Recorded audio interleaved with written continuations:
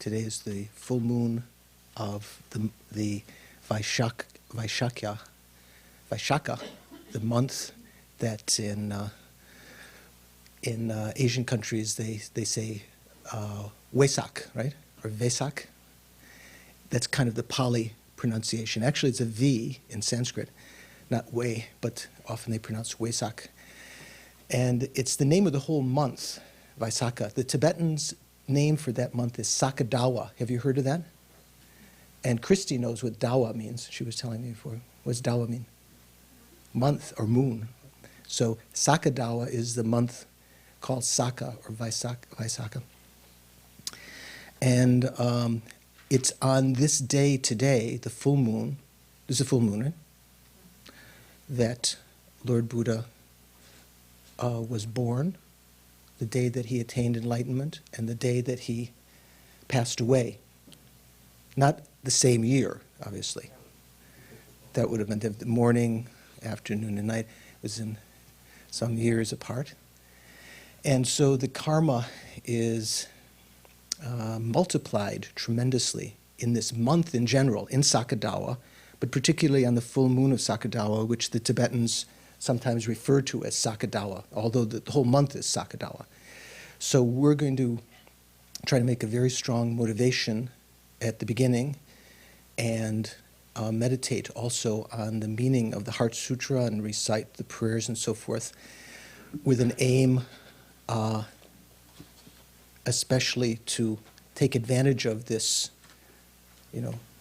very powerful day today to accumulate merit to purify as much as we can with regard to our understanding of the Heart Sutra. So let's begin by trying to stabilize our mind, sit comfortably. Most of you can. Dorje may have a little more trouble. Sit comfortably with your back erect in the as many of the seven postures of Vairochana as you can. Perhaps if you don't usually sit cross-legged, maybe today on Sakadawa even try to collect that merit of sitting in the Vajra Asana. Marpa supposedly boasted when he came to Tibet that even his mode of sitting in the 7-point posture was better than the meditation of all the other meditators in Tibet. Relax your mind and focus first of all on your respiration, recognizing when you're breathing in as breathing in, recognize when you're breathing out as exhalation. Try to keep your mindfulness through the point where the respiration changes directions. And if you can, count also with part of your mind.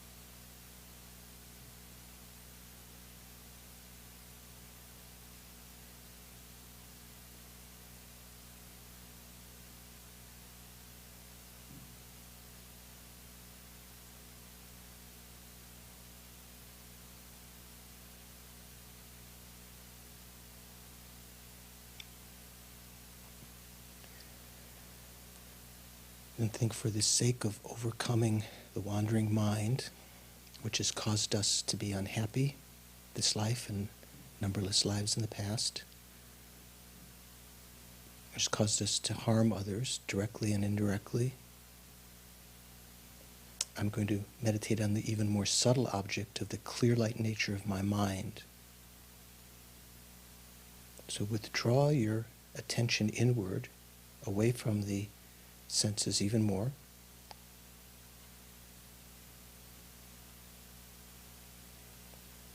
Just focus on the mental consciousness.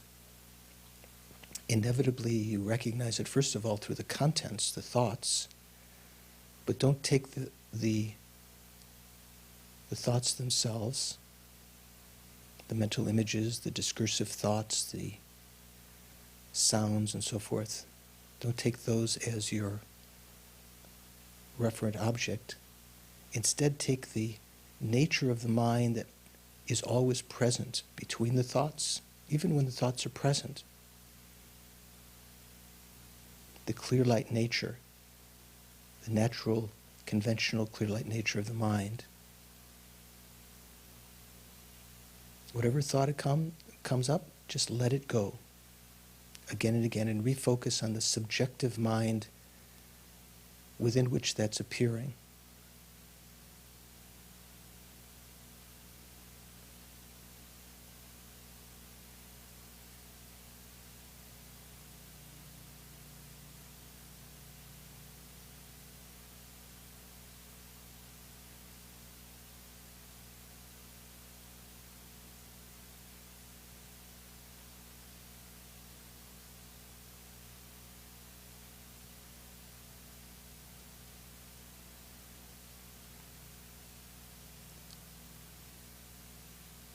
Let go of the sense of your body as though you're a vessel within which you're watching the mind. The appearance of your body to your mind is one which is conceptual right now. Just a mental image of your body, consciousness of it.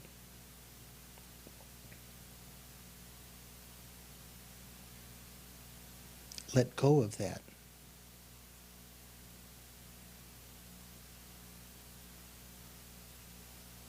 Dive into the ocean of your mind.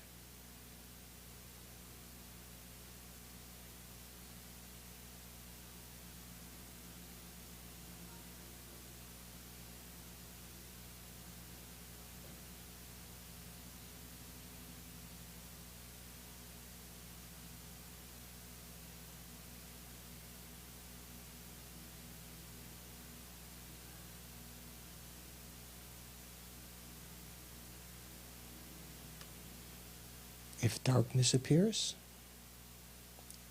understand that that's appearing within the clarity of your mind, and let go of it. Sense the openness.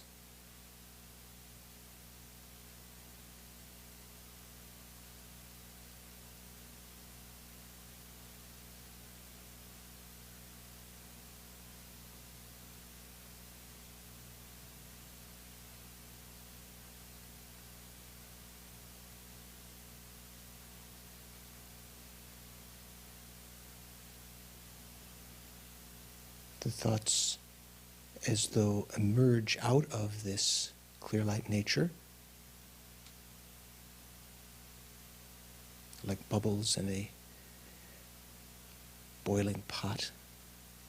Right in the middle of the water, the bubbles appear, and they absorb back into it.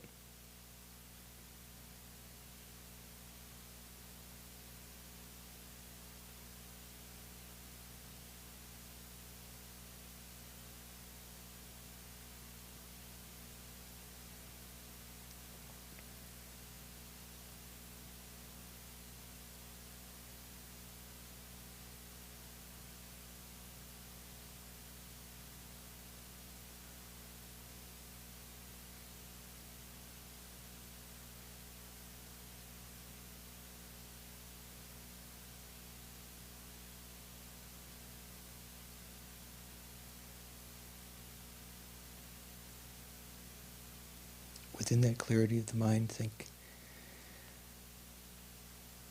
not only do I have a support right now, this body and mind of leisure and endowment, but it's a very special one. I've met Mahayana friends, the Mahayana spiritual guide.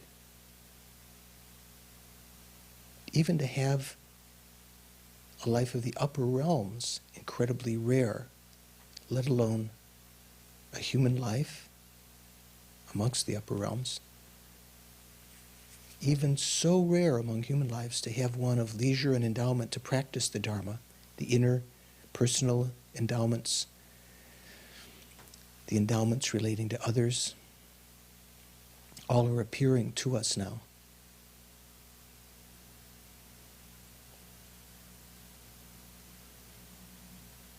Especially, this has incredible meaning, benefit, purpose, in that I can use this life, even in the shortest instant, to purify negative karma that I've created in this and past lives that are otherwise very difficult to purify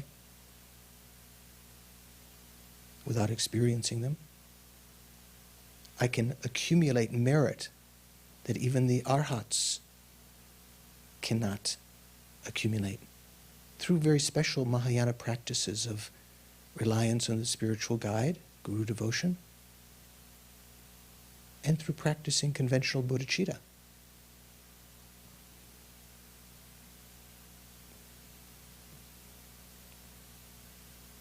This incredible opportunity I have, especially today on Sakadawa, on the full moon day of Vaisakha, when the Buddha himself was born, when he showed the aspect of attaining enlightenment, although enlightened many eons before that, took the aspect of passing into parinirvana, passing away.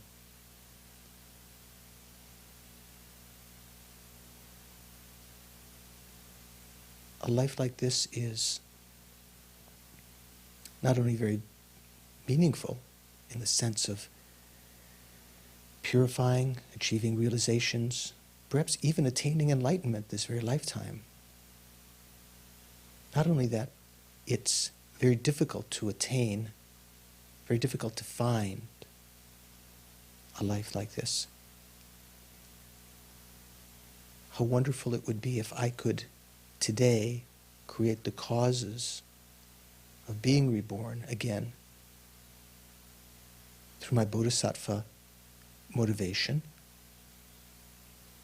to continue working in an upward spiral, not completely constrained by the ordinary tendency of my delusions to pull me down to the lower realms,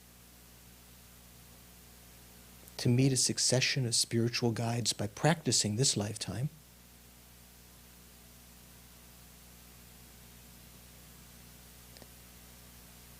but this opportunity is very short. Not only is this special occasion of Sakadawa passing with each instant, but this life is diminishing with every instant, as though falling through time. This incredible opportunity to benefit ourselves and benefit others, to do something really substantial that we have not culminated in the past.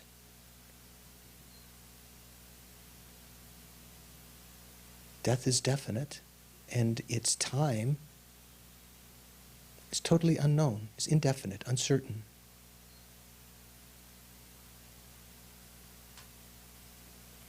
It may be that those of us who are in this room tonight, if we were to return in 1 year, there might be some of us gone. Some may have passed away, or even in a shorter time than that. When we pass away, when we die, none of the ordinary things that we still strive for now are of any benefit. Our body is of no benefit to us. We can't take it with us. It becomes a burden. all of the negative karma that we've created for its benefit, we do take with us, however. Our friends, companions, loved ones are of no benefit. They actually hinder us at the time of death to be able to leave easily.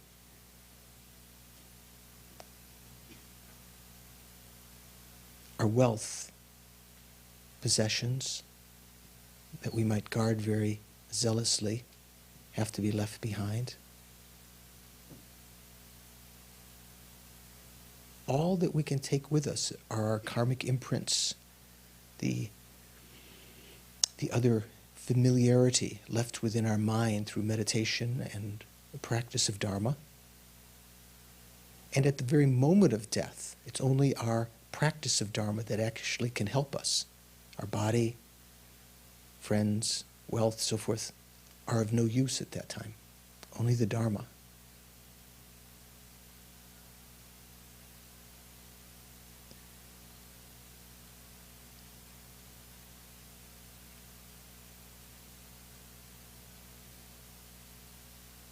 After this life is a very real possibility of me being born in the lower realms, as an animal, as a spirit, as an inhabitant of the hells, which I've endured numberless times in the past. What makes me think that the small merit I've created this lifetime will be powerful enough to overcome the great demerits, the great sins that I have created and not yet purified?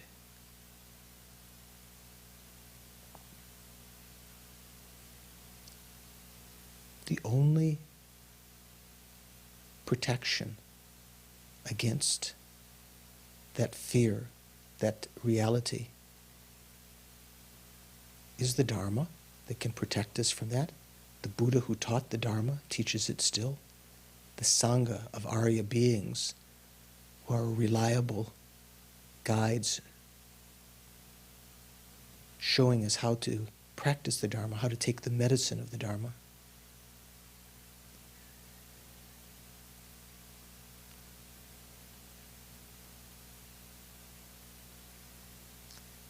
Even if I were to have a succession of human rebirths, if I forget about a goal of working for enlightenment for others, simply savoring the pleasure, seeming pleasure, samsaric pleasure of future lives due to my karma, that will all end.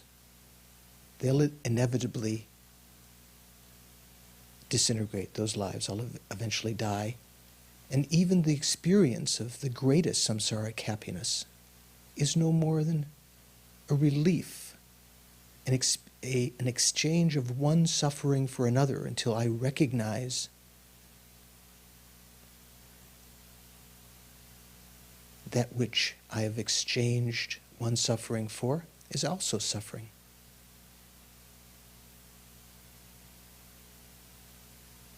From that point of view, I can see I must at least not be content with rebirths in the upper realms, to be constrained within samsara. I must try to find a way to escape from samsara. But if I were to do so for myself alone, it would be very selfish. All living beings, each and every one, especially those, especially in the sense of effective for my meditation, especially those who cause me problem now, who hurt me, who I'm unhappy with, they've all been my mother numberless times. Even in this lifetime, they may have been my best friend before. They could be again. All sentient beings not only have been kind as our mother, but kind all the time, the cooperative causes of our civilization, with respect to whom I receive pleasures, protection now. And it's with respect to sentient beings that I actually make Dharma realizations, by developing compassion for them, concerned for their welfare, I observe morality, practice charity, patiently forbear their harm.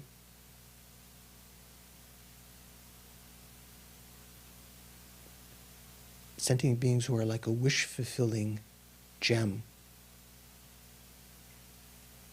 in that if I cultivate them properly, they can fulfill my own my own aims and the aims of all sentient beings by my developing conventional bodhicitta, practicing the bodhisattva's deeds, meditating on emptiness, conjoining that perfection of wisdom with the first 5 perfections.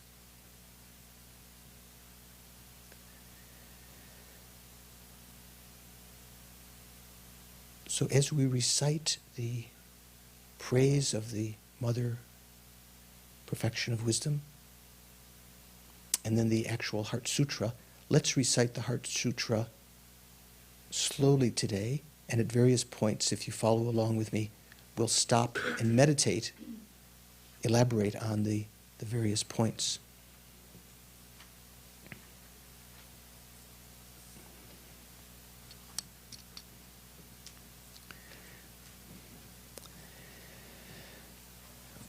Ma sam je me shera paruchin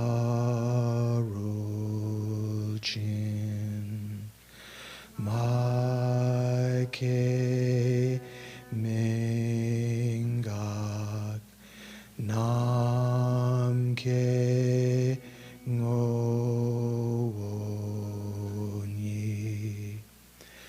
so rang rik yeshe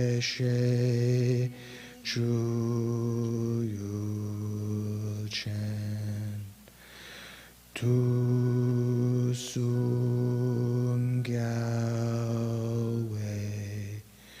yum la chak selo tadyata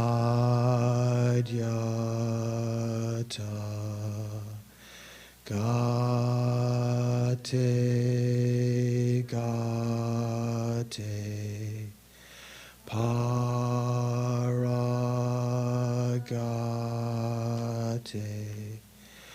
parasamgate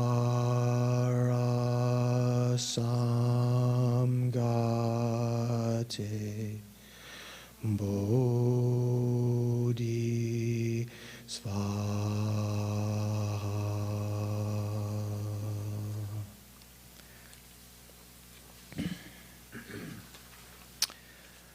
Thus did I hear at one time.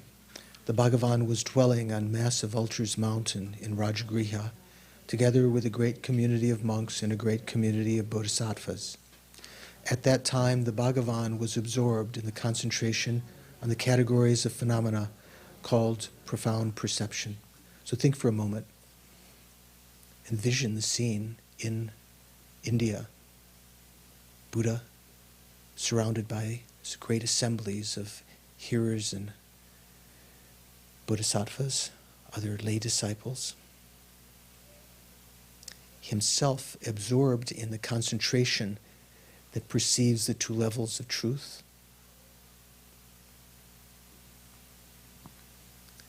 Also at that time, the Bodhisattva, Mahasattva, Arya Avalokiteshvara looked upon the very practice of the profound perfection of wisdom and beheld those 5 aggregates also as empty of inherent nature. So think Avalokiteshvara, renowned for his great compassion, great Bodhisattva, Mahasattva, was himself contemplating the perfection of wisdom, the Bodhisattva's practice, inspired by Buddha. He was contemplating not only the personal selflessness, the emptiness of the I, even beyond the emptiness of a self-supporting, substantially existent I. In order to realize the emptiness of an inherently existent self, one has to realize the aggregates upon which they're based. 5 aggregates are themselves empty, which is what he was contemplating. Then, through the power of Buddha, the Venerable Shariputra said this to the Bodhisattva Mahasattva Ara Avalokiteshvara. How should any son of the lineage train who wishes to practice the activity of the profound perfection of wisdom? Shariputra, the most excellent in wisdom of the Shravaka disciples of the Buddha, prophesied by Buddha as best in wisdom amongst his disciples, still uncertain about how the Bodhisattvas practice the perfection of wisdom. Questioning Avalokiteshvara, he said that, and the Bodhisattva, Mahasattva, Arya Avalokiteshvara said this to the Venerable Sharitvati Putra.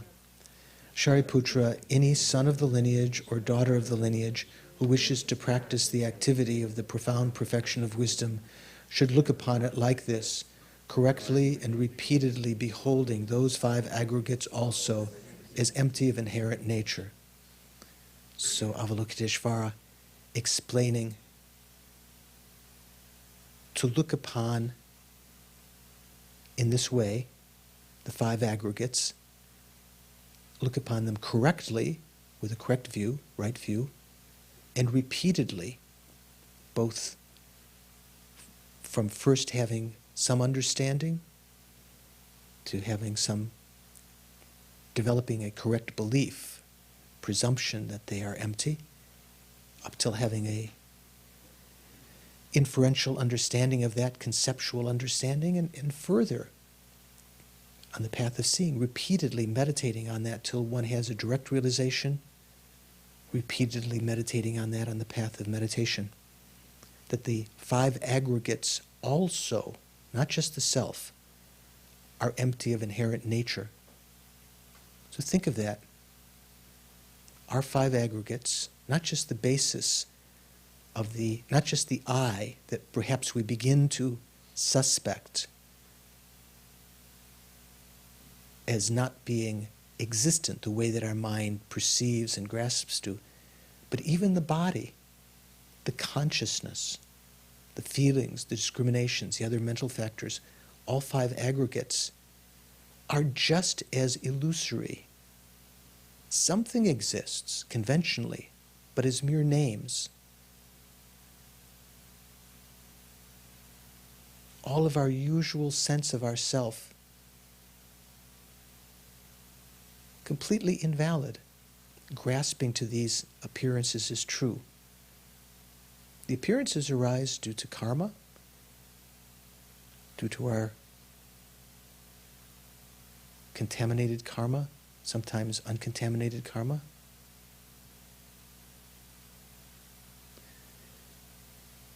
Then Shariputra continued with a 4-fold profundity. Form is empty. So think of that, first think of that. Form is empty of inherent existence. The form aggregate, your own body, that seems to be appearing so vividly, it's empty of that which our mind is grasping to, the implied object, the conceived object of a findable form. Form is just imputed upon this collection of parts, but our mind perceives and grasps to a sense of form, a form that seems to be existing from its own side, without the need to be imputed. Right now, that's what you're feeling. Form is empty. Emptiness is form. The emptiness of that form being inherently existent, the lack of that non-affirming negation, which is the nature of the form, the ultimate nature of form, is the very nature of the form. It's not something distinct from it. Emptiness is the ultimate nature of form. We cannot have that emptiness otherwise. As Avalokiteshvara said, emptiness is not other than form. Form is also not other than emptiness. So that emptiness, which is the ultimate nature of the form, that non-affirming negation that we perceive upon applying analysis. What analysis? Once we recognize the sense of a truly existent form,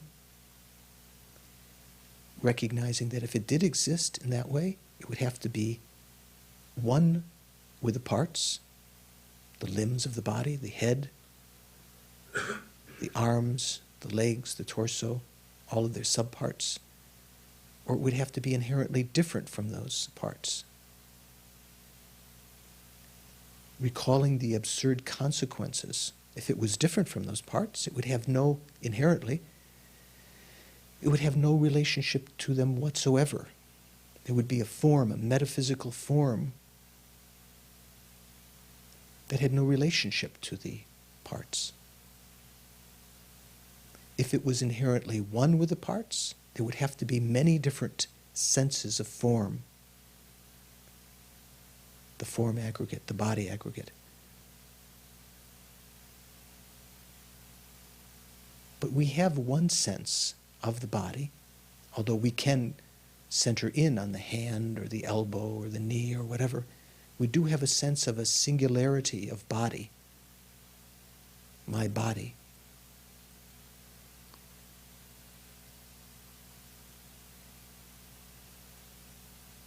If the body would have to be either one with its parts or different than its parts inherently in order to exist, such an inherently existent body, a findable body from its own side, and as it does not exist that way, this sense of body that we've been grasping to itself is non-existent.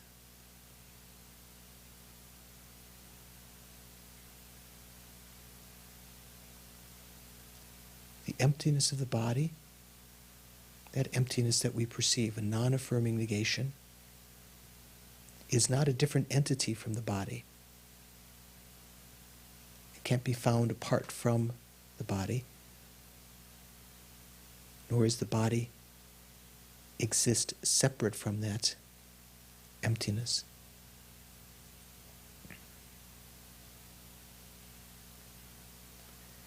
In the same way, the other four of the five aggregates, feeling, discrimination, compositional factors, and consciousness, are empty. The emptiness of feeling, for instance, is feeling, the same nature as feeling. Emptiness is not other. The emptiness of feeling is not other than feeling. And feeling is not other than the emptiness of feeling. Think of your feelings, that you relish those that are pleasurable. You dislike, try to avoid those that are unpleasurable.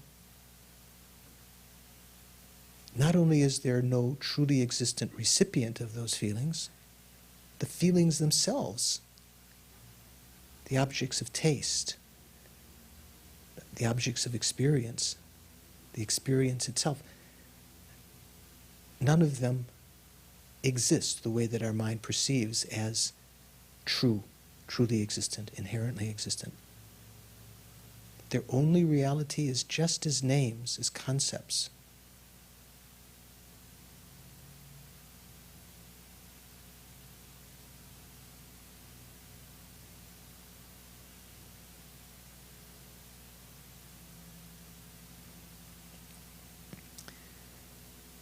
Avalokiteshvara continues, Shariputra, likewise, all phenomena are emptiness.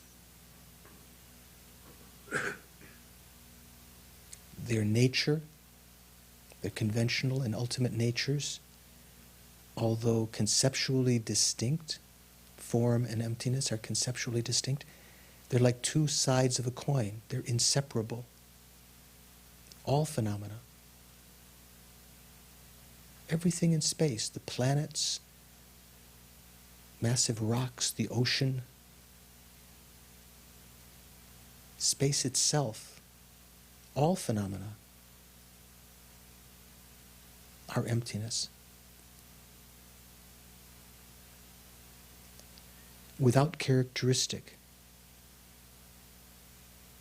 unproduced,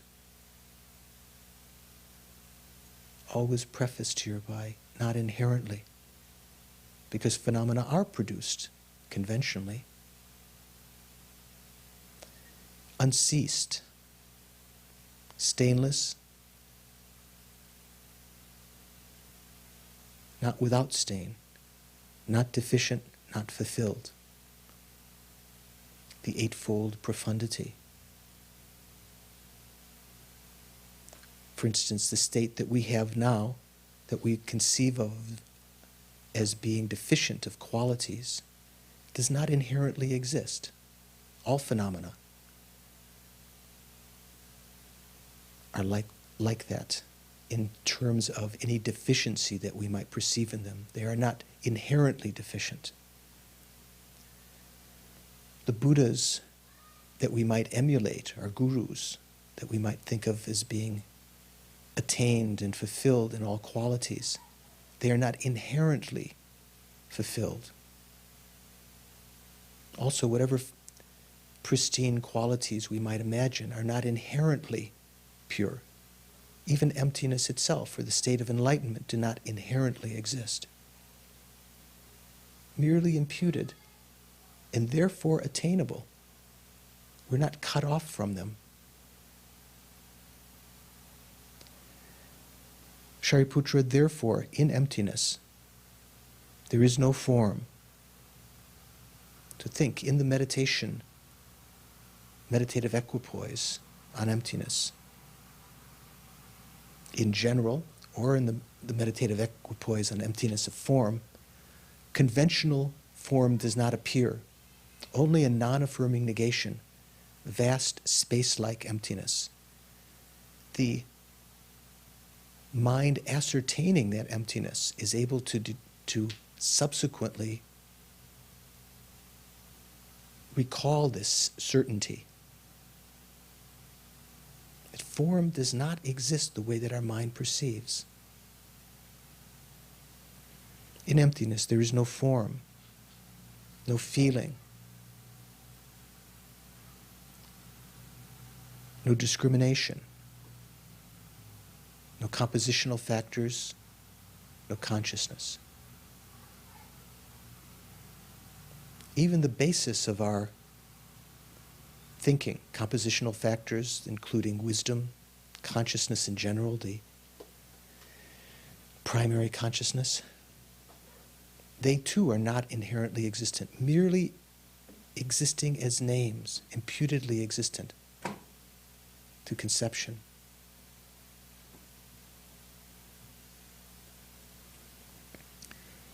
None of the 12 entrances to consciousness inherently exist. There is no eye faculty inherently existing, no ear, no nose, no tongue, no body, no mental faculty, no mind. There is no visual form, the objects of our eye consciousness that inherently exist, although they appear that way naturally due to familiarization over numberless lives. There are no sounds inherently existing, no odors, no taste, no objects of touch, no phenomena that are objects of mind that are inherently existing.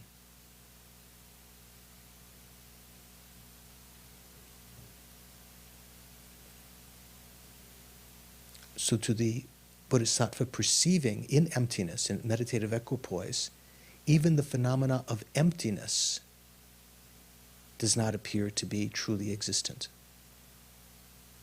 It does not appear in the way that we might conjure it up right now.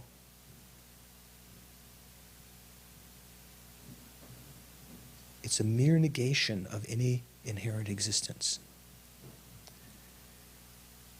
None of the 18 dhatus, or elements, exist either.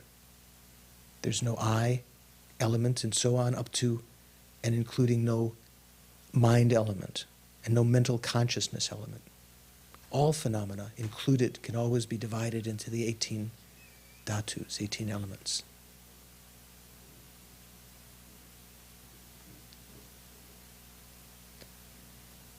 There is no ignorance, the first of the 12 links. No karmic formations, no consciousness upon which that karma is deposited, and so forth. In other words, there's no inherently existent evolution of samsara. It does exist conventionally.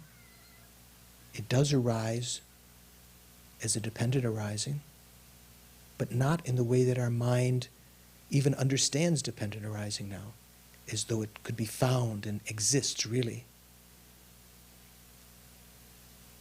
There is no extinction of ignorance in terms of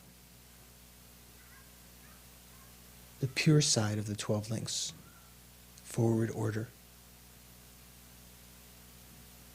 If and when ignorance of true existence is extinguished, exhausted, there will be no longer karmic formations and so on. But even that process does not inherently exist, merely imputed by the mind. In meditative equipoise on emptiness, none of these concepts appear to the mind. Truly existent phenomena, up to and including no aging and death and no extinction of aging and death of the 12 links. Similarly, there is no suffering, first of the Four Noble Truths. Although we suffer, sometimes tremendously, mental torment, depression, other sentient beings suffer. Grasping to that suffering as truly existent is one of the hindrances to the bodhisattva feeling deeper compassion for sentient beings. The suffering that sentient beings are experiencing, that we feel compassion for, does not truly exist. With that kind of understanding, bodhisattva can generate non-referential compassion. There is no origination of suffering that truly exists. Conventionally, due to delusion and karma, suffering arises. There is the origin of suffering. But that state of the origin of suffering, the coming about of suffering, its evolution, does not inherently exist. It can be ceased, therefore. If it inherently exists, if origination inherently existed, from its own side, without the need to be imputed, it couldn't be stopped. Likewise, there's no inherently existent cessation, no inherently existent path. The path, the Arya path, meditation on emptiness, does exist conventionally. It is effective in bringing about cessation, but it doesn't inherently exist.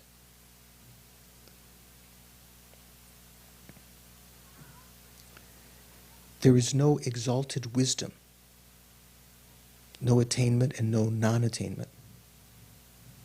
Exalted wisdoms, the various path mental consciousnesses that bring about realizations, although they seem Perhaps if we have insight, it seems it really exists, or we might anticipate exalted wisdom. It's something that can come about conventionally, but if we grasp to it as inherently existent, that becomes an obstacle to attaining that.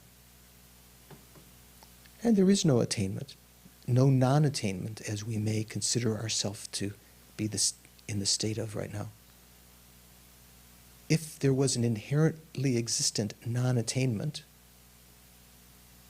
we'd never be able to change that.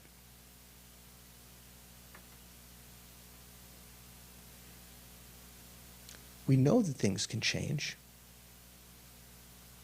but if they were as our mind conceives to be truly existent, they wouldn't be able to change.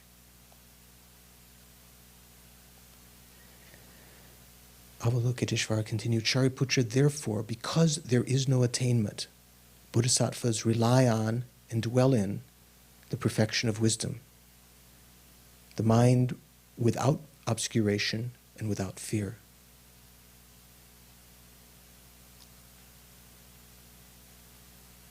Because there's no inherently existent attainment, the bodhisattvas rely on this perfection of wisdom, and they dwell in it as much as possible in meditative equipoise, in post-meditation, recalling that with everything they do, conjoining it with the six perfections. The mind thereby becoming unobscured and without fear, the great eraser of fear. There's no self to be afraid.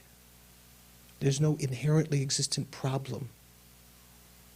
There's no inherently existent cause of harm or perpetrator of harm.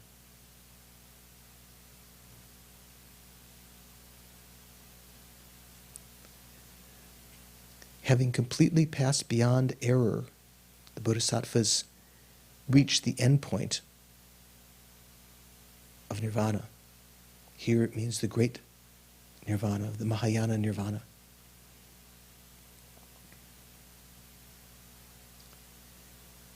All the Buddhas who dwell in the three times, the past, the present, the future, manifestly also completely awaken to unsurpassable, perfect, complete enlightenment in the reliance on the perfection of wisdom.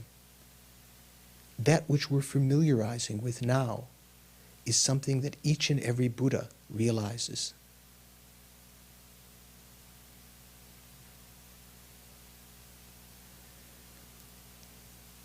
Therefore, those of sharp intellect understand this in a more sophisticated form through the mantra of the perfection of wisdom, the mantra of great knowledge, the unsurpassed mantra, the mantra equal to the unequaled, the mantra that thoroughly pacifies all suffering. Sometimes those 5 epithets related again to the 5 paths of accumulation, where we accumulate merit and try to get a generic understanding of emptiness. The path of preparation, when we actually begin to meditate on it with a union of tranquil abiding and penetrative insight, connecting or preparing us to the path of seeing, where we have a direct insight, bare perception of emptiness. How wonderful that would be. Cultivating that further, repeatedly on the path of meditation, eliminating not only all of the delusions, but even on the 3 pure grounds, the imprints to omniscience, the imprints that prevent omniscience, the obstructions to omniscience. And the path of noble learning, when we achieve omniscience, the state of Buddhahood. This mantra should be known as truth, since it is not false. The mantra of the perfection of wisdom is declared. It is like this, tadyata. Gone to the path of accumulation, gate. gone to the path of preparation, gate, gone to the superlative Arya path of seeing, paragate, and gone to the path of meditation that eliminates even the imprints to omniscience, parasamgate, going completely beyond. Bodhi, the state of no more learning. Svaha, may it take root. Avalokiteshvara continued, Shariputra, the Bodhisattva Mahasattva, should train in the profound perfection of wisdom like that.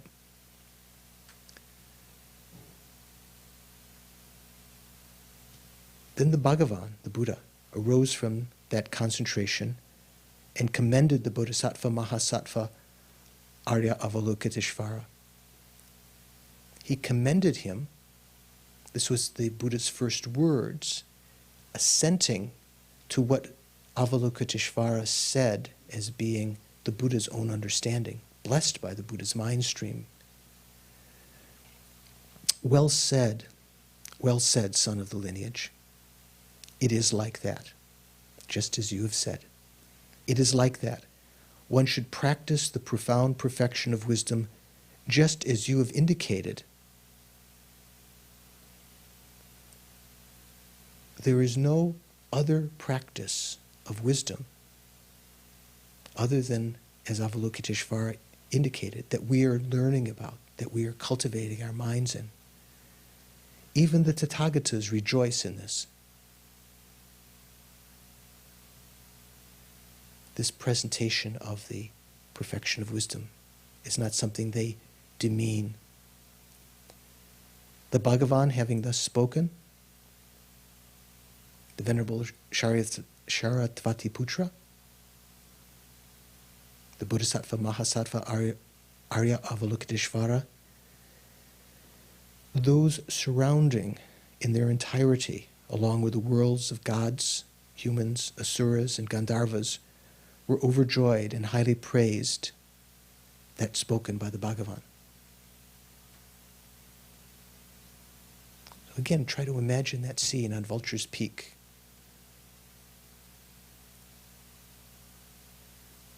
That which we have just thought about was what the Bodhisattva Mahasattva Arya Avalokiteshvara actually enunciated.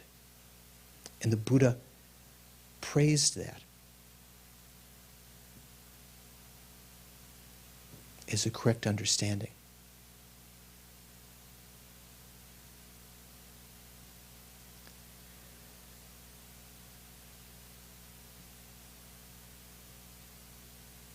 I think for the remainder of the class tonight,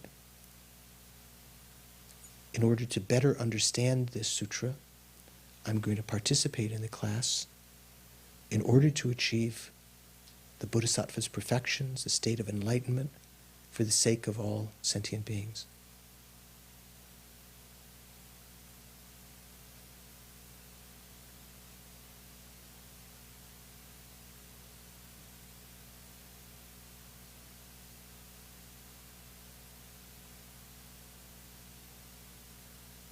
And relax. Bring your attention back. We'll take a break in a minute.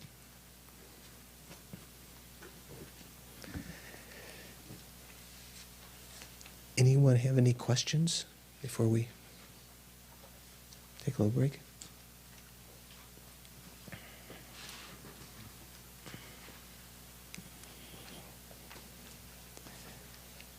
I'm always hoping that someone will have questions, because it sort of would indicate that they were studying. But maybe, I don't know, maybe that means you all study very well and everything was understood. Dorje has a question. How should a son of the lineage train which is practicing through the profound perfection of wisdom? Just like that. So let's take a little break. And did you think you just thought of a question? We'll take a break, and you can ask your question afterwards. Okay. Now, after having imbibed empty tea, and eaten empty cake, hopefully empty calories. Maybe Don has a question now, because he thought he might have one before. Sometimes write questions as I went through the book, and then I have to reread and see what my question was. Oh, I thought you were going to read one of the questions where it says question. No, I thought you were going to read that. Well, on page 156. 156? Right, the head of things. 156. No, that's a good, right place. In the middle of that middle paragraph, how one can know this. What do you say? Can you start the sentence? What does the sentence start? How can one know this? In the middle of that sentence, how can one know this? The middle of the middle paragraph, meaning around here? Oh, how can one know this, right? So what is it talking about? Furthermore, not only do the non-Buddhists just assert substantial existence in the sense of self-sufficiency, it is clear that the Sautrantikas and Chittamatrans assert that gross form and consciousness are substantially existent in the sense of self-sufficiency, because those proponents of true existence assert that if something is imputedly existent, because those are the two kinds of, when we talk about substantially existent, when we talk about the self which is substantially existent or self-sufficient, we're talking about a self as that kind of self as opposed to one which is just imputedly existent. Okay? So, because those proponents of true existence assert that if something is imputedly existent, or tak means to impute, yö means existent, it is imputed to a basis of designation that is substantially existent in the sense of self-sufficiency. How can one know this? So he quotes Lama Tsongkhapa as being the source of that. So this is a little bit of a, I'm not sure if you call it controversial point, or not everyone would agree. Lama Tsongkhapa, if you have a chance to study Lama Tsongkhapa's teachings and his explanation of these subtle points, he was, praised by all of the great scholars. I mean, there were some people who would find fault with something that Lama Tsongkhapa said, but later, if you analyzed it, was because they didn't understand what he actually said. So here they're quoting Lama Tsongkhapa to say this. So, say for instance, when we talk about imputedly existent self, so even the lower tenets, anything below prasangika, say that the self is imputedly existent. You know that? Does that sound surprising? I thought that was the prasangika view, that phenomena are merely imputed. But all of the tenets, all of the Buddhist tenets say the self is imputedly existent. But their meaning of imputedly existent is more gross, is not as subtle as what the prasangika says. So for them, something can be imputedly existent, like the self is imputedly existent, because there is not a self which is a substance, which by itself exists substantially or self-sufficiently. The self is imputedly existent, but still within that understanding, they believe that the basis of imputation, some of the lower tenets, say the Hinayana tenets, they believe the basis of imputation does substantially exist. And in the case of the Chittamatrans and the Svatantrika Majjhamaka, they think you can still find the object imputed within the basis of designation. So there is some kind of sense of self-sufficiency or existence from its own side. This is one of those points. So sometimes, I don't know, in some of our earlier courses, sometimes there's a debate. If you're debating with some tenets, they may not explicitly make a certain statement about their position, but you kind of force some position upon them as though they're holding that. It's not like you just pull it out of thin air, but some kind of consequence of their general tenets. You say, well, according to you, it's this. This is true, and they might say, well, no, we don't agree with that. Like for instance, Lama Tsongkhapa said, for all of the lower tenets, even though the self is imputedly existent, you always can find something within the basis of imputation which they must accept as being the self, because you always have an example of the self. Although the lower tenets might not accept that, they might say no, there is no self. Still, according to their tenets, it seems that you have to say either the continuum. When you talk about an example of the self, the mental consciousness or the mere aggregates themselves could be posited as an example of a self. Somehow the basis upon which you impute the self for the lower tenets has to be, they would accept that basis is substantially existent. So anyway, these are some of the questions that this is talking about. And so he's saying, how can you know this? How can you know that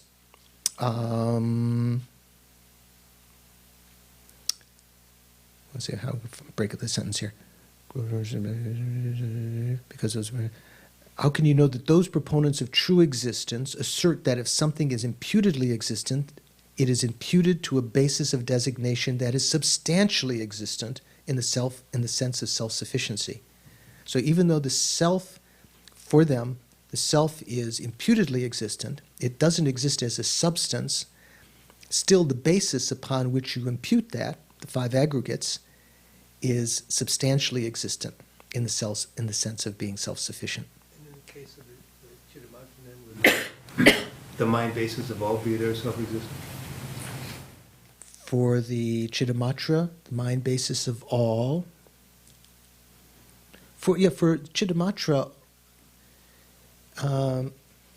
all these phenomena, all the phenomena that are, let's say, what we call the completely, not the completely imaginary, other than the completely imaginary, all of the fully established, they're called Yongrup, sort of like the ultimate, and the dependent phenomena, we call Shenwang, other powered phenomena, all of them are truly existent.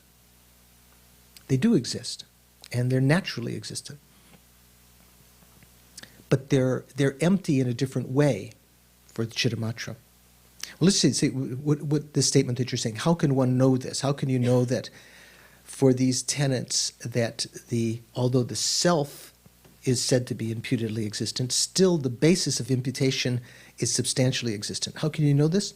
It is proven by what is said by Tsongkhapa, Lama Tsongkhapa, in his text Gompa Rabsel, which is his great commentary to the Madhyamaka Vatara, the meaning commentary. His commentary, illumination of the thought, or illumination of the intention, elucidating the intention, maybe you can say.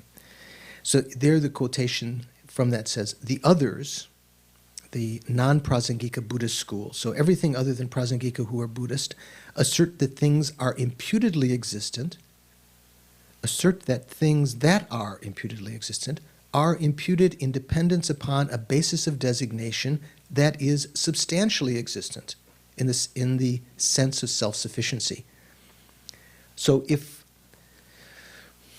say for instance, a forest for the Vaibhashikas is a imputedly existent phenomena. What does that mean to be imputedly existent for them? It doesn't mean the same thing as it does when we talk about phenomena being merely imputed for the Prasangika. It means that merely seeing one element of that, one tree, you can't say that you see the forest. You have to see a collection of parts to say you see the forest, because the forest is imputed on a collection of parts. Same way the rosary. If you see one bead, or you see the string, or you see the guru bead or whatever, you can't, you know, that if you just see one bead sitting on the table, that's not sufficient to say you saw the mala or the rosary. The rosary is something like an army, like a forest, that's imputed upon a collection of parts. So you have to perceive the collection first, then you can say that you've perceived that which is imputed upon it. There is not, so that like a forest is something imputedly existent. A forest doesn't exist as a substance that appears to your consciousness directly, according to their understanding. According to Prasangika, almost the same kind of argument holds for everything. You know, that everything is imputedly existent, not just things that are called, according to the lower schools, imputedly existent. Everything is imputedly existent. There is nothing which is substantially existent. So that's more or less what this argument is. Because this passage is very clear, that's where I started. Oh, okay. So the rest of you, it was clear, okay. That's right. Because this passage is very clear, it does not need to be twisted. You know, you don't have to, like, what does it mean? Like, you take the clothes and you twist the clothes to get the water out, you know. You don't have to squeeze it to try to figure out some subtle meaning. It's very clear is what it's saying, that Lama Tsongkhapa is saying that other than Prasangika, when they talk about imputedly existent phenomena, they say that the basis of imputation has to be substantially existent. Whereas for Prasangika, the basis of imputation itself is empty of true existence, is also imputedly existent. Like, say, for instance, like here, when we talk about the Heart Sutra, Avalokiteshvara said he was meditating on the emptiness of the 5 aggregates also. So what are the 5 aggregates? They're the basis of imputation of the self. For the lower tenets, the basis of imputation of the self is substantially existent. Is substantially existent? The basis is. The bases are, the basis is substantially existent. That you can, it exists, well, in some cases, inherently, you know. All of them would say it inherently exists, even the Svatantrikas, in a certain kind of existence, substantial existence in that sense. So only the Prasangika are totally, go beyond even that, totally radical. Even, even the higher of the Mahayana schools find them very difficult to understand, that idea that even the basis of imputation itself is insubstantial, is not a substance, is not substantially existent. Does that make sense? So actually, it's a very important point. Does it make any sense? No sense at all? Sorry. Yeah. I can't understand why the lower schools would say that the bases truly, substantially existent, but the self isn't. For the what? The lower schools say that the basis of imputation is substantially existent, but the self isn't. I mean, don't they believe that all phenomena are of the same nature? I mean, it seems odd. No, it's something that we studied in the tenets, the various philosophical schools. Like when Buddha first turned the Dharma wheel, the first turning of the wheel, when he taught the Four Noble Truths, he was seemingly emphasizing that all phenomena did exist, truly. And if you talk about phenomena, even the self truly exists. But the self is empty of being substantially existent. The self that truly exists is just imputedly existent. That the sense, the root of all of our problems is a sense of a self that seems to be a substance, like the soul or ego, that seems to be self-sufficient. And this, not just imputed, not just an imputedly existent phenomena. So he emphasized for them that the actual self that does exist is imputedly existent. It is empty of being a self-supporting, substantially existent person. but that the basis for imputing the I, the self, man, they exist. They're substantially existent. That's what you can draw out from. That's what you can draw out from the Hinayana tenets especially. And all of the tenets, as Lama Tsongkhapa is saying here, all of the tenets, although they may not agree to that, you can check in the, I think in the preface to Jeffrey Hopkins' new book about tenets, his translation of Jamyang Shepa. Yeah, that one. I mean, is that, or maybe that one, but that one, yeah. Big red one. In that text, I think in the preface, there's some good points where he points out this, that the tenets themselves might not agree that you can find the person, or that the basis is substantially existent. They may not emphasize that, but these are things that Lama Tsongkhapa himself, through his own study, surmised that this is kind of one of the wrong. This is a consequence of their position, and that still there is something that you can find as the person, as an example of the person. Whereas in the Prasangika, the only thing that you can find as an example of the person, say the only thing that you can find as an example of Dan, is the merely imputed Dan. You can't take his body as an example of Dan, because that's a basis of imputation of Dan. The only thing that you can take as an example of Dan is Dan, merely imputed Dan. Okay. Well, then the next slide. Oh, okay. We're not done Regard yet. to the subtle selflessness of persons in terms of consciousness. Okay. So what did we just say? Because that Near is... the end, yeah. Okay. So what did we get? The others, the non-Prasangika schools, assert that things that are imputedly existent are imputed and dependent on a basis of designation that is substantially existent in the sense of self-sufficiency. This is Lama Tsongkhapa's assertion. Because this passage is very clear, it does not need to be twisted to determine its meaning. This is a parenthetical, what he's saying. With regard to the subtle selflessness of persons, okay, what is the subtle selflessness of persons? Well, it depends on what school you're talking about, okay? In terms of consciousness and gross form in the systems of the proponents of true existence. So, proponents of true existence could apply, this could be a statement applying to all of the Buddhist schools other than Prasangika. Say Madhyamika or Prasangika? Proponents of true existence. This is the non-present. Mm-hmm. With regard to the subtle self of the person in terms of consciousness and gross form in the systems of proponents of true existence. Usually we say the proponents of entityness, true existence, because the Svatantrikas do not propound true existence. It's hard to see how, I'm not sure how he's translating that. Proponents of true existence? Wouldn't the, could you call the Svatantrika Madhyamikas proponents of true existence? I'm not sure what he's translating. I have to check the Tibetan of this text.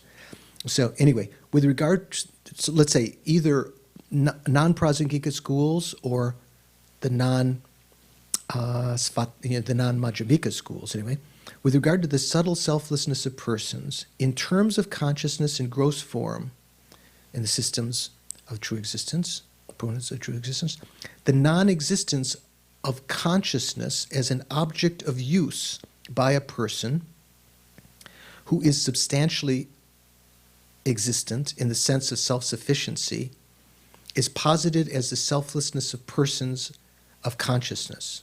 The other can be inferred. The others can be inferred. Oh, we've talked about that many times. Who can explain to Don what that's talking about?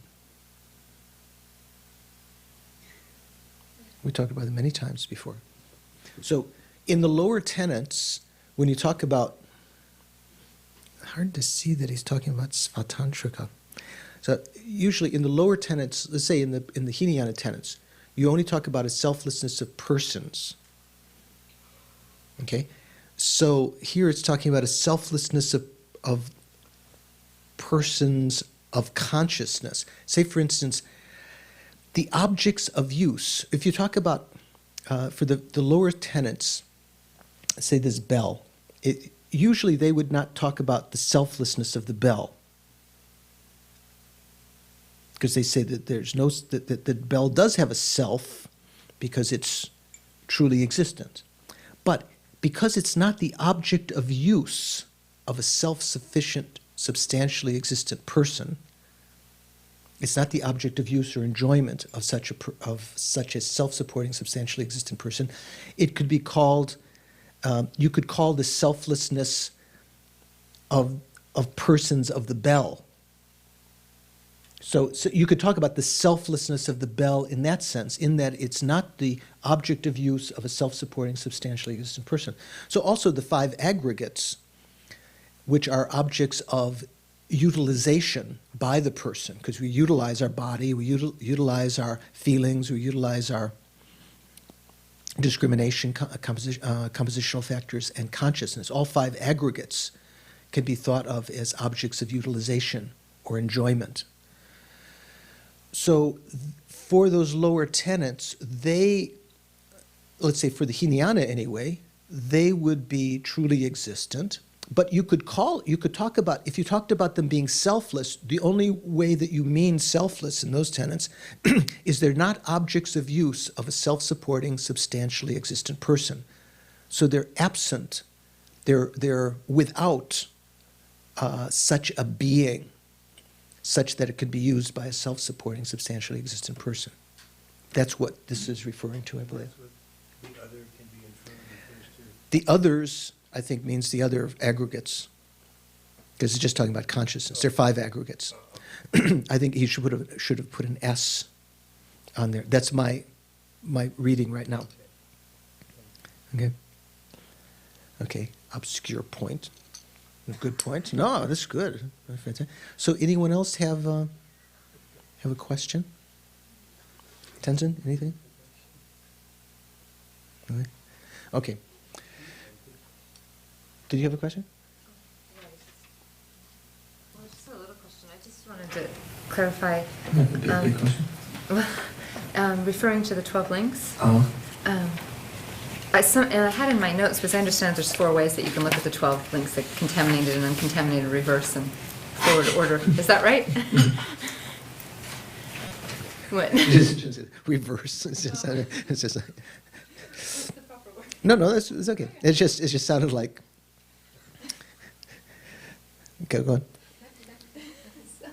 Well, my question was, in my notes I had marked down that what I understood you to say is that explicitly it only is referring to a couple of those, not all 4, but when I read it, it seems like it's explaining all 4. Well, explicitly it's only mentioning 2, right? Which 2 is it? Well, it's starting from ignorance and no extinction of ignorance. So it's up and so on, up to and including no aging and death and no extinction of aging and death. So it's talking about the forward order.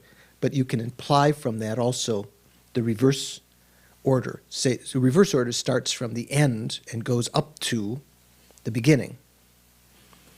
So it does, it's talking about all of them. Okay, so we've gotten up to this point. Similarly, there is no suffering, origination, cessation of path. There's no exalted wisdom, no attainment, and also no non-attainment. Did we mention that last time? Okay. I mean, we mentioned it in the meditation, but so then, so last time I had mentioned about how these verses were connected with the 5 paths. So that's what we were, in our last class, we were talking about, and how the mantra is connected with that. So here he's continuing, he's saying, Shariputra, therefore, because there is no attainment, bodhisattvas rely on and dwell in the perfection of wisdom, the mind without obscuration and without fear. So this is talking about the path of no more learning? So here, on page 156, where Don, just the next words after Don's paragraph, where it said the others can be inferred. The mode of training and the path of no more learning is, what's the path of no more learning? Bodhi, Buddhahood. Isn't the path of no more learning also the state of arhatship, of the Hinayana arhatship? Well, there are different paths of no more learning, right? The Bodhisattva path has a path of no more learning, which is like graduation. You don't have to learn anymore, right? You know everything of that path. The hearer's path has a path of no more learning. The Pratika Buddha's path has a path of no more learning. So they're different. Those are distinct, conceptually distinct paths. They're conventionally different, right? So here, when you're talking about the Bodhisattva's path of no more learning, this is indicated by the words, therefore, Shariputra, because Bodhisattvas have no attainment, I just put it the opposite way, Shariputra, therefore, because there is no attainment, Bodhisattvas rely on and dwell in the perfection of wisdom. He's translating it a little bit differently. Therefore, Shariputra, because Bodhisattvas have no attainment. It doesn't say Bodhisattvas have no attainment, I think. It says there is, because we just said there is no attainment. Because there is no attainment, Bodhisattvas rely on and dwell in the perfection of wisdom.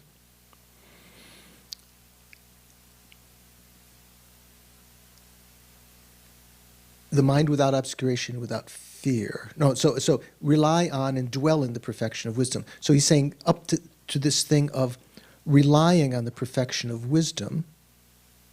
No, further. All the Buddhas who dwell in the three times also manifestly completely awaken to unsurpassable, perfect, complete enlightenment in reliance on the perfection of wisdom. So that whole paragraph, according to our author here, the commentator, refers to the path of no more learning, because different of these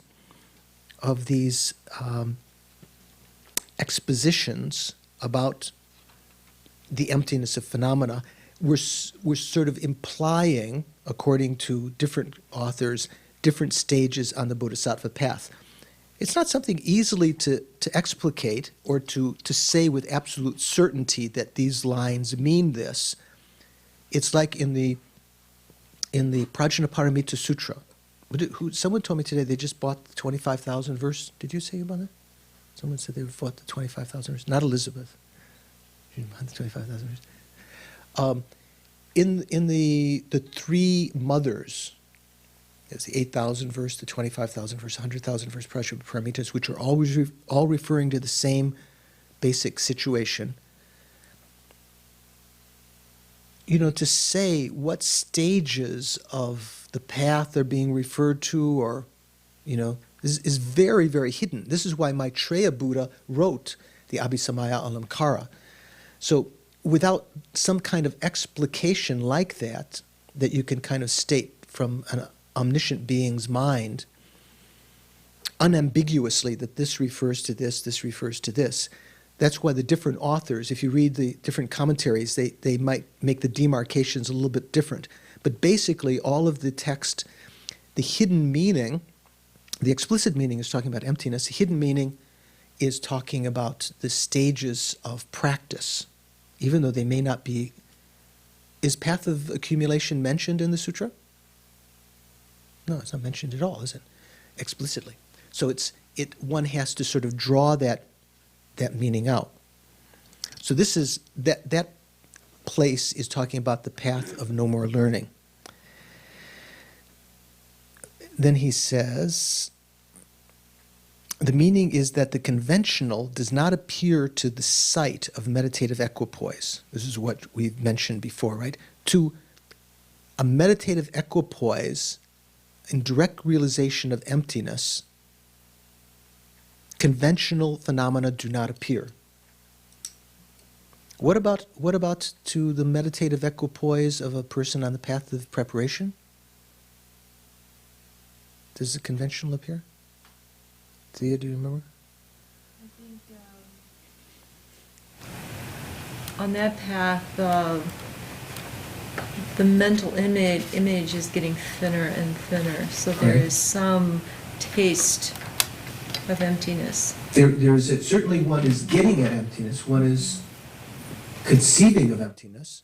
That's the object, and one can conceive of emptiness and realize it, right, if you have a correct conception, inference. But there's still, I think you had the right idea, there isn't the appearance, what's appearing to the mind is not just emptiness. What's appearing is the mental image of emptiness, and you're knowing emptiness via that. That mental image is a conventional phenomena. So one of the sort of fine points of explanation Lama Tsongkhapa would state, I believe, is that on the path of preparation, there is the appearance, even in meditative equipoise on emptiness, because that's not a direct realization of emptiness, there is the appearance of true existence. But there's no conception of true existence. If you're realizing emptiness, you're conceiving of emptiness. The object known is correct, but what is appearing to you is still some conventional phenomena. So here he's saying the meaning is that the conventional does not appear to the sight of meditative equipoise. This means on someone on the path of no more learning. That means definitely in meditative equipoise they have direct realization of emptiness. Therefore, bodhisattvas practice the perfection of wisdom, they abide in it, and they go to the completion of nirvana. It is teaching that all the Buddhas of the three times have also become Buddhas in that way. So they rely on that. Without obscuration and without fear. I think I probably told you this story before. Maybe some of you who've been to Kopan know. Do you remember, you could just nod your head, Rita, because you're in San. If you haven't, or shake your head. Do you remember Gomshin Kapala at Kopan? No, maybe not. Someone's on here. No one's heard. Gomshin was this great yogi that lived in the Himalayas. Very, very big man. And he was supposed to be the reincarnation of Tongtang Gyalpo. Do you know who Tongtang Gyalpo was? Is he a famous Tibetan king? Maybe? No. Gyalpo means king, but no. Tongtang Gyalpo was a great Mahasiddha. And often in the iconography of him, he has iron chains around his body. You know the story? So, there are many sadhanas of Avalokiteshvara, many lineages of Avalokiteshvara written by Tongtang Gyalpo in the Kargyu Nyingma tradition is very famous, also the Gelugpa tradition. So Tongtang Gyalpo, I think in the previous lives, he was when he was practicing Tantra, he had a wrathful guru like Marpa, and he had some delusions, some obscurations that his guru saw were susceptible to being eliminated through, his kind of devotion to the guru. So the guru asked him to build bridges with stone across certain, dangerous places in the mountain passes and so forth. And at first, his obscurations were so great he couldn't even see the stones. Does that ever happen to you? Like someone says, here, chop up the tomatoes. And you say, where's the knife? And they say, it's right there. Where's my glasses? They're right on your head. You know that one. This is even more. He said, build some stone bridges. And he couldn't see where's the stones, but they were right there. So finally, after much work, he graduated to building iron chain bridges, like in Nepal. Those long suspension bridges and things. And that was a previous life, Tongtang Gyalpo. He was a great Mahasiddha and practitioner of Avalokiteshvara. So Gomshin Kapala was supposed to be his incarnation.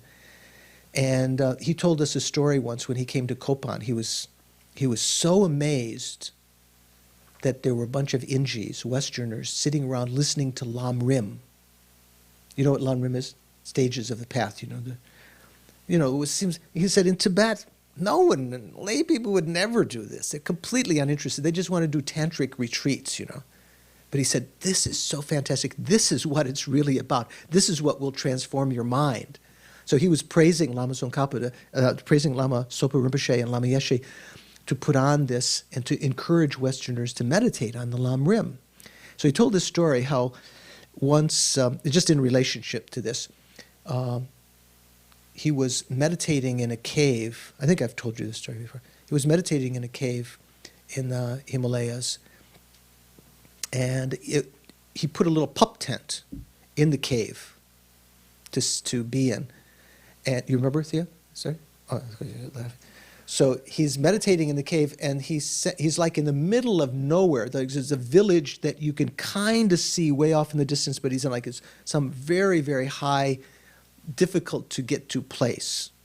And I can attest to that. Even in this lifetime, Gomshin Kapala lived in these very difficult places. Because Harry, you know Harry? Harry Sutton, who was the monk, he was Lama, at that time, Lama Yeshe asked Harry to be Gomshin Kapala's attendant. Maybe you remember. So he was for like a year or so, or 2 years. And Harry said that incredibly difficult places, so no one would come. So you're really quiet. Okay, so he's in this very isolated place in a pup tent, and he senses someone walking around the tent. You know, he said, you know, who's going to be walking? Without saying anything, who's going to be up here walking around my tent? Incredible fear arose in the mind. Can you imagine? Has that ever happened to you? Outside, maybe walking down a road late at night, and then you see some shadow, someone following you. You know, fear, what are they going to do? Fear arises. So he meditated on emptiness, which is the great eliminator of fear. You know, the bodhisattvas rely on and dwell in the perfection of wisdom, the mind without obscuration and without fear. It's the great eliminator of fear, because fear arises from the sense of the ego. So he meditated. There is no self, you know, that is the object of harm or, you know, whatever one might imagine. There is no truly existent object outside. It's merely imputed. There is no truly existent phenomena that might be the cause of fear, you know, some harm or something. When one meditates like this, that doesn't mean that one just does anything. One says, I'm afraid to drive on this icy road, and your friends say, well, just think of emptiness. That's not the proper way to utilize this. This is talking about if fear arises, you can overcome it through meditating on emptiness. So he meditated on emptiness, and when he arose from his equipoise, the person was gone that was circling his tent. So he breathed a sigh of relief, and some days or weeks later, when he went down to the village to get some provisions, the person in the village was, the storekeeper was very surprised to see him. He said, Gomshin, what are you doing here?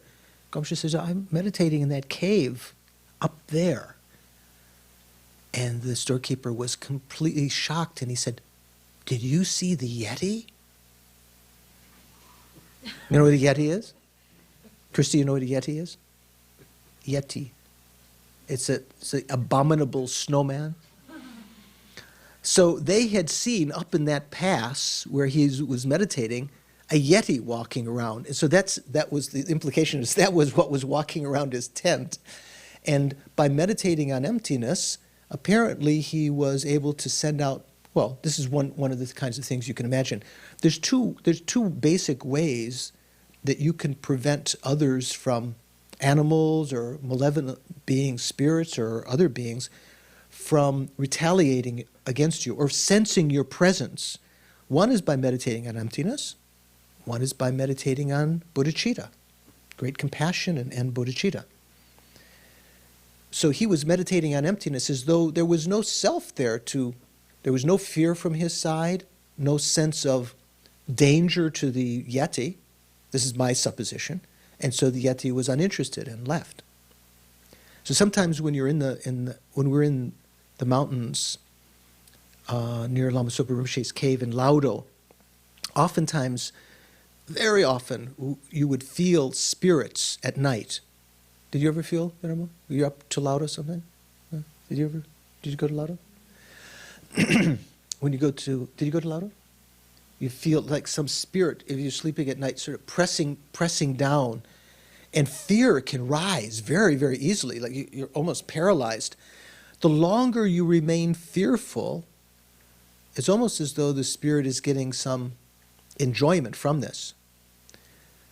So, and sometimes they can affect you, cause you to do different things. So, Lama Sopa Rinpoche mentioned the best thing to do in a situation like that is to meditate on compassion for the being, thinking, this being who's trying to harm me, I've created some karmic link with in past lives. I've harmed. Now they're harming me because of the harm I've done them in the past. It's a sort of, if I had not harmed them in the past, they wouldn't be creating this harm now.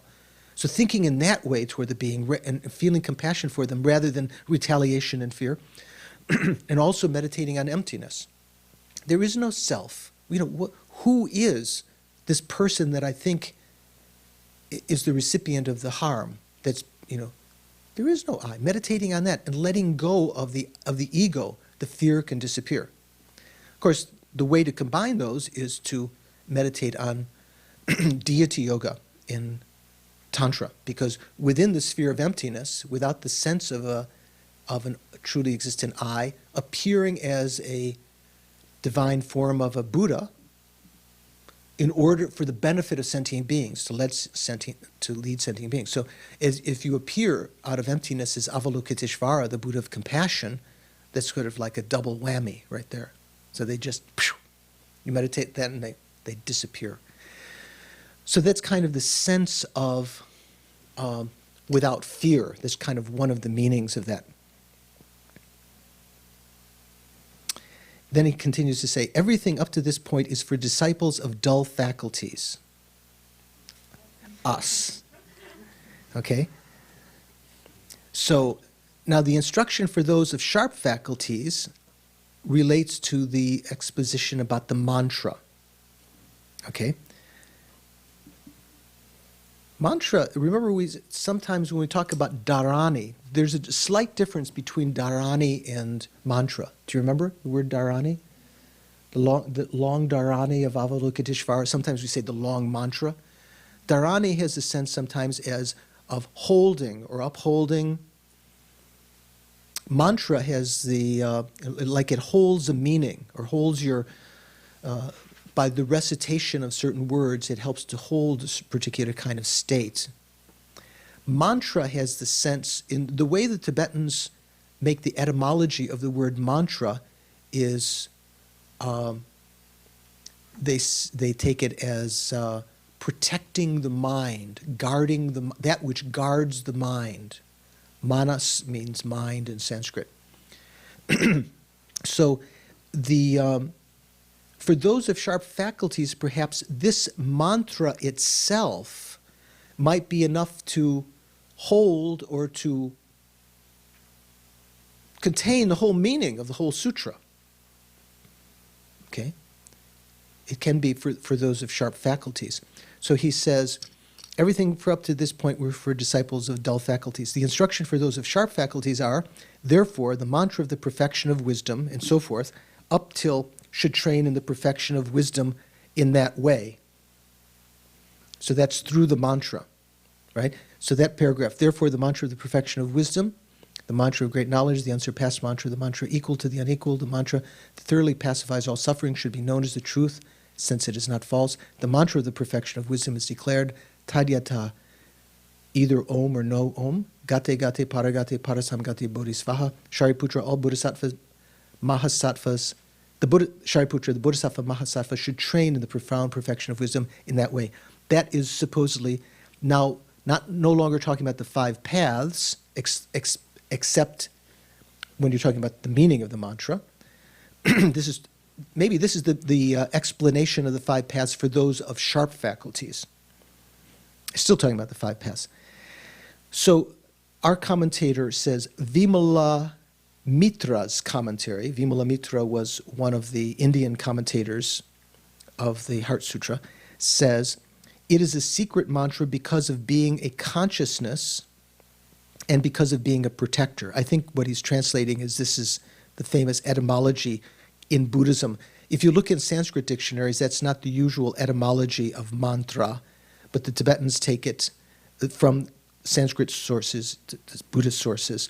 Mantra means to protect the mind. So I think it is called secret mantra because it protects the mind. I'm not sure that there's 2 different statements because of being mantra is not a consciousness. It is a secret mantra because of being a consciousness. I don't think that's a correct statement. I think it's translated incorrectly here. Because a mantra is not consciousness, right? Is a mantra consciousness? No.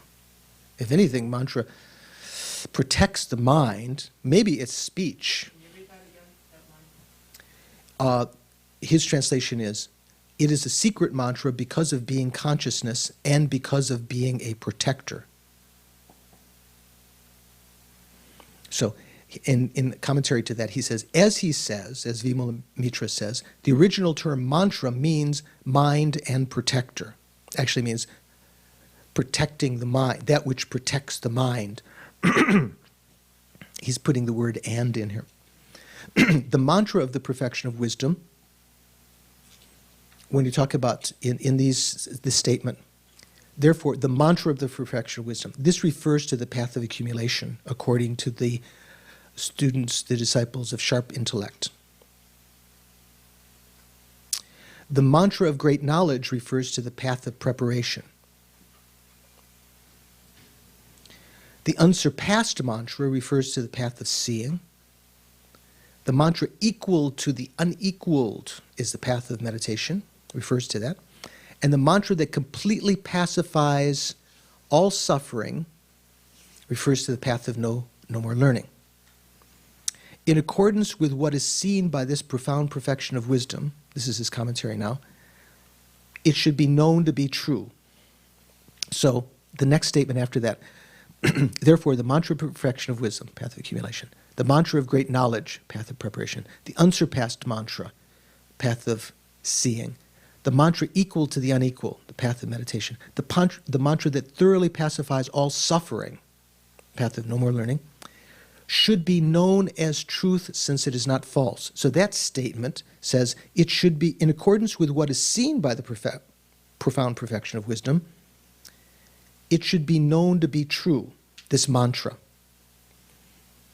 That is, if an individual meditates in this way, one will know that it is the cause of going to Buddhahood, that practicing the path of accumulation, upon that practicing the path of meditation, the path of seeing, the path of, path of accumulation, preparation, seeing, meditation, no more learning, one will know that this is true. That is, if an individual meditates in this way, one will know that it is the cause of going to Buddhahood.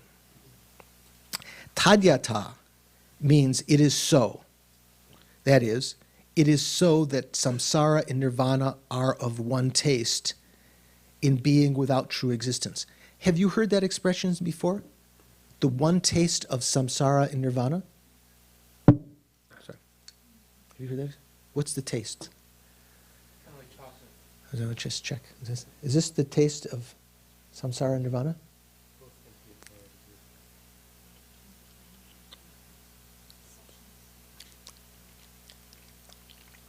Elizabeth, you have any idea? Oh, are you in silence? I'm sorry. Oh, I thought. Yeah, no, I thought you were looking off into space. I thought you had some revelation. So what did Don say? They're both empty of inherent existence. So when we talk about things being one taste, that means, say for instance, in ordinary experience, if you have two drinks and they're of one taste, that means to that experience, there's no differentiation. So when we're talking about the one taste of samsara and nirvana, that means to the experience of emptiness, there is no difference. They are of one taste. The word taste is used kind of in analogy to our physical experience. So I think, as both of you are saying, that's correct. So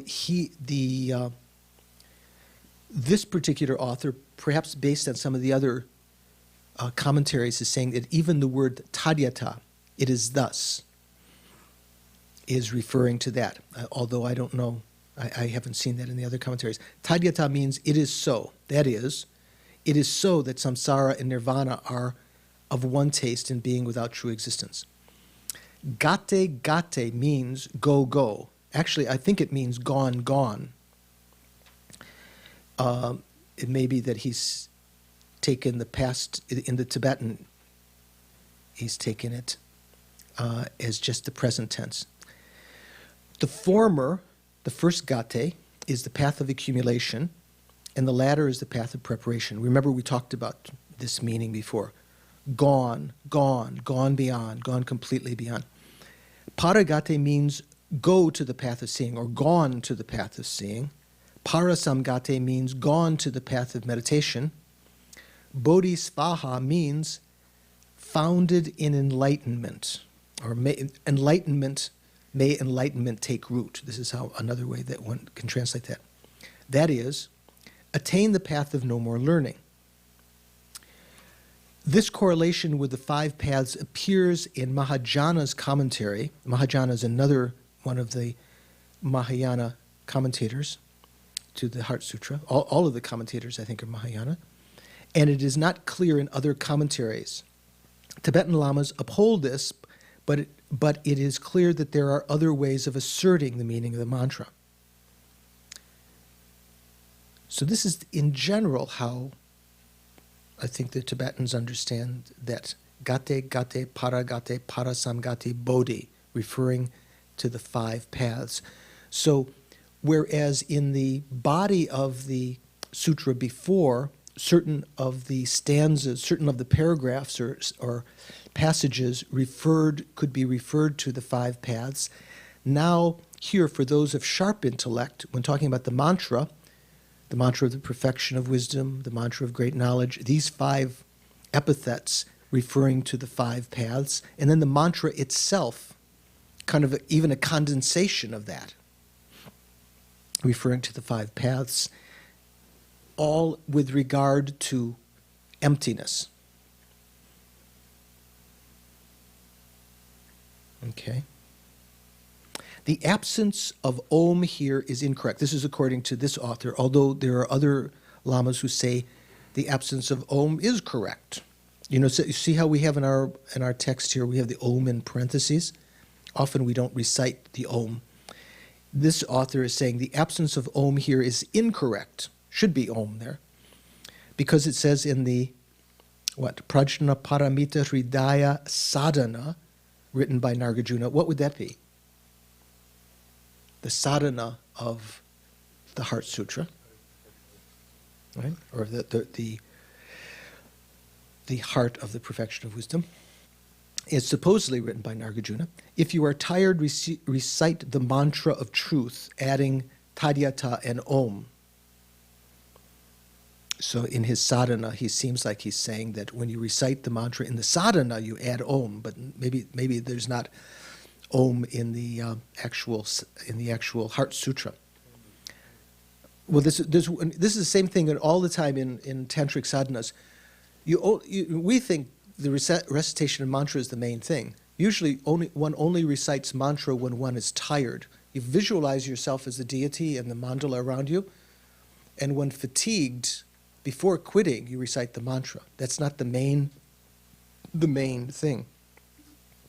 Some scholars say that this mantra is not included in the tantras, thinking that it is placed in the sutra system basically, but because the sadhanas of Nagarjuna and Dharikapa are clearly in the mantra system, there must be a context for including this mantra in the tantras.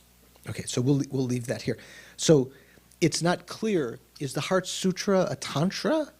No, it seems, His Holiness also said, it seems like it's kind of a bridge that's making allusions to Tantra, as some of the other sutras do. How are you feeling? Sakadawa? Let's make a very strong dedication of whatever merits that we created today. Those of you who are doing Nyungne, the fasting ritual of Avalokiteshvara, those of you who are taking the class and meditating, we've created virtue today through our motivation and through the subsequent action that we were motivating to do, to listen to this class, to partake of the class. Try to rejoice in those merits for a moment. Today, especially with the merits increased, these will definitely have repercussions on our being in the future. They're not truly existent, the merits. The repercussions will not be truly existent. But we can dedicate them that they would have particular results. We can kind of lead them in certain directions. May they not ripen simply in my experience of samsaric happiness without any other result, like a tree that gives blossom once and then dies. But in whatever way they ripen, may they continue to become the cause of my practice of the path, the Bodhisattva's path, till I realize with direct perception emptiness, achieve the path of no more learning, path of meditation, no more learning, become Buddha. May these become the cause of all that evolution for the sake of sentient beings, so that I can spontaneously and effortlessly benefit sentient beings and not harm them due to these merits.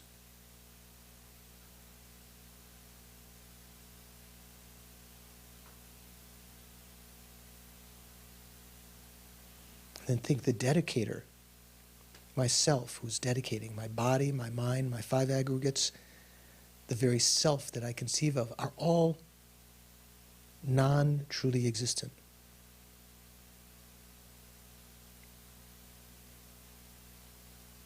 This act of dedication, this prayer of dedication, is non-truly existent, merely imputed. The goals dedicated to, the merits dedicated, are not findable. They appear to our consciousness as truly existent, but they're empty of that. Yet still they function.